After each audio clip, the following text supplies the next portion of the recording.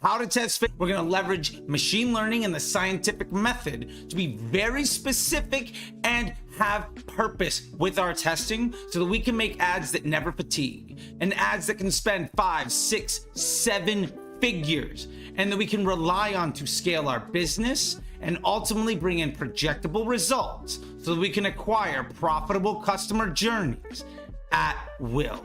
That is what we're here to do. Let's get to it. So first off, what is a Facebook ad? This sounds really basic, but most people get it wrong. Facebook ads are just organic content that you're paying to show to more people. There is literally no difference between a Facebook ad and something you post organically, other than you are deciding to spend money on it. And that's really important because remember, ads make their own audience. Organic content and paid content runs on the same engine inside of Facebook. The other thing we have to understand, because ads make their own audiences, is that our creative controls our CPA and does the targeting for us. So when we want to understand, do we need to be more efficient versus do we want to scale our spend? Do we want to target new people or do we want to target the same people but better? That's what creative testing is all about. Here are 5 tips to make the absolute best Facebook ads that will let you scale with confidence and stable results. Number 1, use clear and compelling headlines. Remember, the eyeball goes to the headline after it looks at the creative. This is the second thing that somebody sees. It's the first thing they do to evaluate what you are showing them after you've stopped the scroll and earned their attention. It needs to give context to the creative that you've shown them. And ultimately, this should drive interest for engagement and ultimately a click with intent. That is what it is all about. So use clear and compelling headlines to give context and overcome objections. That is how you make an ad that will crush. Tip number 2, use high quality images and videos. This should go without saying, but remember, your ads are the very first impression you're going to have with your target consumer. So make sure that impression is good. You don't get the chance to make a second one. Just like in the real world, if the first time I meet you, I haven't showered and I'm wearing torn clothes that are dirty and I smell bad, do you think you're going to have respect for me? Versus, I walk into a room and you know I'm the guy that over the last 10 years has driven over $1 billion in revenue and regularly helped brands go from 7 to 9 figures. You're going to treat me differently. You're going to think about me differently. You need to instill respect with your images and video. Tip number 3, your copy. There are really 2 ways of going about it. Number 1, keep it short and to the point. Most people aren't going to read it. Remember, the copy, the little words above the image or video, are the third thing that somebody looks at when they stop the scroll. Remember, the average person swipes the height of the Eiffel Tower on a daily basis. Your job is to stop and earn their attention. They look at the image or video, then they go to the headline, then they go to that primary text, the words above. Now, side note, you don't even need words there. But if you are going to put words there, remember, they should be short and to the point so that you're not wasting somebody's time and you get in that impression everything that you need that person to know. Or go very long form to tell a story and give context. You'll often see people put in full reviews and links to other information. You can either choose to be concise or use that time to overcome objections and show more value. Tip number 4, use action-oriented language. Don't be passive in your communication. Tell people what they're gonna get, what they can expect, and address their needs and pain points directly. You don't have time to have a conversation. You're not there in person.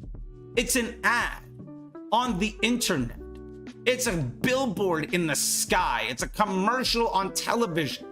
You don't have the opportunity to go back and forth. So make sure that you use that time to say everything that you need to, and make sure that shows value to the person that is seeing it. Tip number 5, test different creatives to see which performs best. And remember, there's no such thing as the best format. There's no such thing as the right kind. UGC might work for some people, product images might work for somebody else. What matters the most is how you actually communicate most honestly with your customers. What feels like your brand? What is most consistent with their consumer journey after the click? What's most consistent after the first purchase? Remember, the best advertisers have a blend of videos and images, testimonials, UGC, product shots. Your ads are going to make their own audiences. There should be some overlap and some incremental value to each one. And understand that because you're throwing all of your ads in one ad set targeting broad with a one campaign ad account setup, your ads are going to be both prospecting and retargeting. And ultimately, there's no such thing as a prospecting ad. Because the first time somebody sees an ad from you, it's because they look like they have shown interest in other people's content from your competitors. Ads make their own lookalike groups and interest groups, and they're going to leverage Facebook's machine learning to make sure the right person sees your content. Let's go over the 3 best practices for testing your ad creatives. I just want to take a moment and say, first off, thank you so much for your time. I know you can be literally anywhere on the internet right now, and you've chosen to be here. If you're enjoying these videos, please go ahead and hit the like button and subscribe. It means the world. And drop a comment with anything else you'd like for me to cover in the next video. Step number 1, only ever test with dynamic creatives.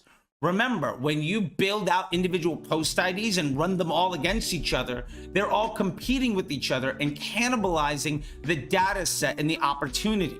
Far too many people say, launch 10 ads and see what gets the most spend or the best click-through rate or the best CPC. None of that matters. In a dynamic creative, every single iteration is complementary, and Facebook is able to use all of that information so that the best ads get the most spend. Step number 2, always use the 3-2-2 method with your dynamic creatives. That's 3 creatives, 2 sets of copy, and 2 headlines of the same concept to accomplish the same business objective. This reduces the amount of iterations and allows Facebook to be the most actionable with the data that it sees, and for you to have the best amount of insight into what works and what doesn't. Part 3, only test to improve efficiency or reach. Because we're using dynamic creatives with the 3-2-2 method against our best performing ads in a control ad set, in a CBO targeting only broad, the purpose of that creative test is merely to either make a better version of one of the ads that we have so that we can target those customers more efficiently, or to reach new people because all of our ads do targeting and we want to scale the amount of people that we reach. That is the purpose of every test. We're either improving a control element or we're creating a new one. Anything else is a waste of your time and money. And that is a huge liability to your success. Here are the 5 most common mistakes to avoid with your ad creatives. Number 1, using low quality images and videos. Remember, this is your first impression with somebody. Make it count.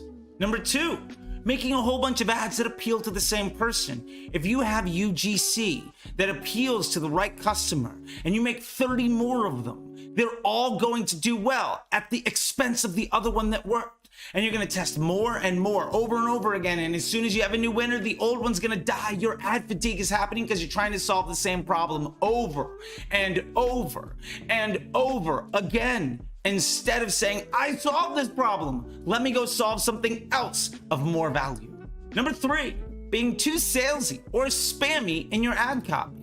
I can't tell you how many people I see teaching how to do Facebook ads that are direct response hard sale marketers, and their entire preach is all about how your ad copy should sell the product. Do you know when you're being sold? Do you want to listen to anybody trying to sell you something? Then why are you putting that in your ad copy? Common mistake number 4, being way too unclear about the product or service. If I don't know what you're trying to sell me, why should I care? And if I don't care, I'm never gonna buy. Common mistake to avoid number 5, not targeting the right audience with your ads. Remember, your ads do all of the targeting. We are not using interest groups or lookalikes or custom audiences. But remember, if the person that your ad appeals to is not the type of person that is a good buyer for your business, you're investing heavily and wasting your time and money. This is what most people get wrong. This is how you make ads that last forever. All right, so let's wrap this up with the 3 things you absolutely have to know. Number 1, ads do the targeting. Make sure that your ad appeals to your target customer. We're not using interest groups or detailed targeting or custom audiences or lookalikes ever again. We want ads to succeed. We want them to get better over time, and we never want them to fatigue. So make sure that who that ad appeals to is the same type of person that you want to be seeing your marketing. Number 2, test with purpose. Every single creative test should either be designed to do one of 2 things. First, take your best ads and make them better. Or 2, find a different type of person to target with your ads. You have customer avatars. Maybe you're crushing against one. Go start targeting the others so that you can scale the volume of your business. That's it. It's either scaling volume or scaling efficiency, or you are wasting your time. And the last thing, only ever use dynamic creatives in the 3-2-2 method. If you are still building post IDs, if you are still guessing at what the machine wants and doing a test where you are playing the lottery and the vast majority of your money goes to the worst performing assets, you are going to lose. When you use dynamic creatives, you're letting Facebook's artificial intelligence spend the vast majority of your money on the people that are gonna be most receptive to your advertising, and that's how you win. With all of this, ultimately what you're going to get are ads that never fatigue and ad accounts that get smarter and scale with confidence. And you'll never have to worry about this stuff ever again. If you're interested in really upping your game and really taking the power back and successfully scaling with confidence, I highly recommend that you check out the Facebook Ads MBA program. Here's a great video on just that. You can see everything that you're buying into. It's a worldwide community with weekly classes, mentorship, and one-on-one consulting that's a lifetime membership, and you get to talk to me to make your